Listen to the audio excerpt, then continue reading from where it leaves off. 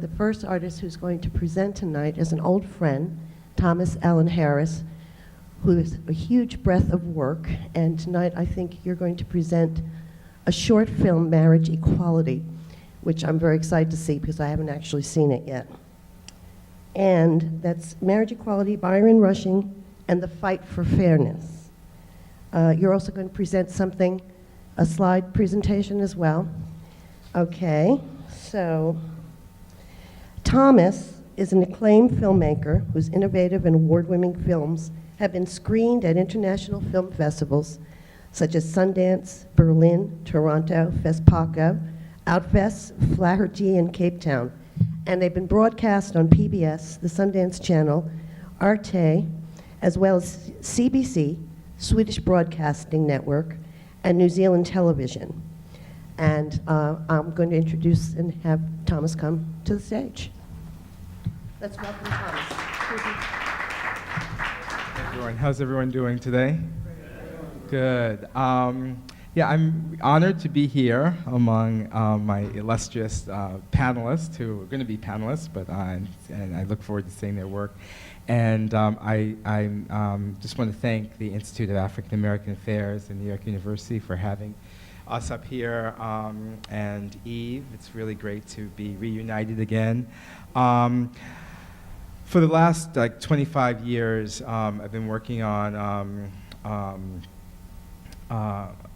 films, videos, installations, performances, and really mining the archive.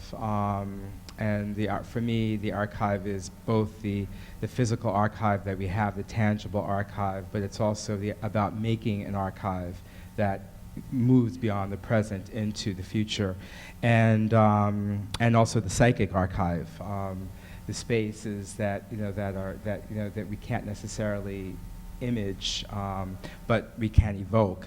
And I'm going to talk about, I'm going to show actually a film called Marriage Equality, Byron Rushing and the Fight for Fairness. It's a film I started in 2009.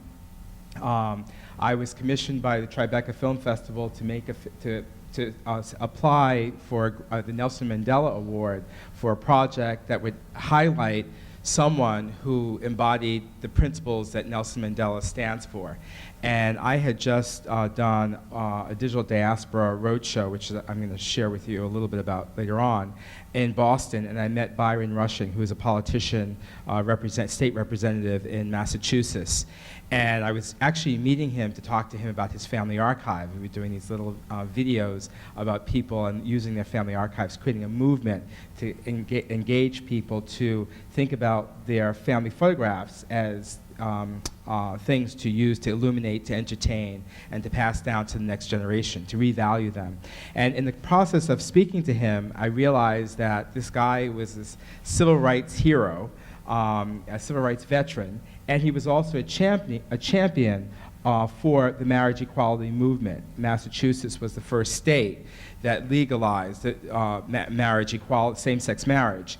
And so and it was actually around that time that you had Proposition 8 in California, and there was this kind of framing of African Americans as a problem with regards to sharing the civil rights. But what's happening in Massachusetts was actually the opposite. You had this coalition of people, and spearheaded by LGBT and straight African Americans. And so I really wanted to actually capture that moment and capture this kind of energy and these stories. And marriage equality came out of that desire. So I'm going to show this short film and talk a little bit about it.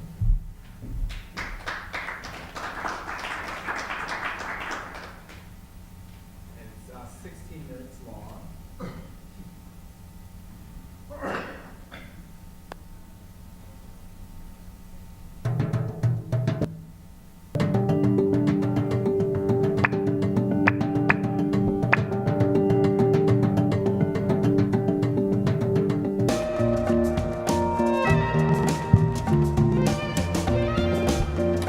In the interest of time, I'm actually going to stop the credit roll because you can actually see this online, and it's also going to be broadcast, we just found out, on PBS Global And so you'll be able to see this online.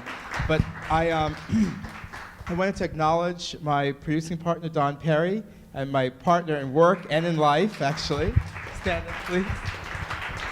Who is a writer and producer on this last project. And we are working together also with several other producers on a project that initially got us started with this project called Digital Diaspora Family Reunion. And I'm just going to show it to you online. It's actually a touring roadshow in which we invite people to share their family photographs and encourage them to use them to create videos, stories, just preserve their family histories. And we've actually traveled over 5 different cities, New York, Atlanta, Boston, DC, and we've actually interviewed over 600 people over the last 4 years and got, I'm not sure how many archives, but we've gotten maybe 4,500 different photographs, and people are invited to upload their stories. And this is one aspect of digital diaspora. And the other aspect I will show you, and this is, people can just upload their family stories. Initially it was around African American images and stories because those are the stories which are absented. The legacy of segregation is that our stories are absented, but we were inclusive as opposed to exclusive. So a lot of people brought in, not only did they bring in images of all kinds of stuff, but they brought in, there were a lot of people, people from different ethnicities, different races, brought their family photographs in and shared. And so it's a way that we are using this platform to share who we are, and it's actually also it's part of an outreach for a feature film that we are finishing right now, which will be premiering in early 2014, called Through a Lens Darkly: Black Photographers and the Emergence of a People, which I'm producing with Deborah Willis, and that's looking at the ways in which Black communities have used the camera as a tool for social change. And as a tool for civil rights from the invention of photography. And so the idea is that when we release the film, we'll be traveling with the film, but we'll also be traveling with the roadshow and really encourage people to revalue and rethink the archives that they have and not leave them as inert, inertly in boxes. We did a roadshow at Brooklyn College, and one young man said, "Oh my God, I wish you had come 2 months before, because my great aunt died, and I inherited a box of images, and they were, and I didn't know what to do with them, so I threw them out." And so, so we encourage people through the roadshow and through these different videos, and you can see our videos online, to rethink how their family photographs intersect with the public record and intersect with history. History is not made exclusively by those people we elect or the landed gentry or a certain gender, race, or economic level, but it's made by the people. And so this is part of a kind of a larger mission to underscore that and to show us as we are making history now in the present.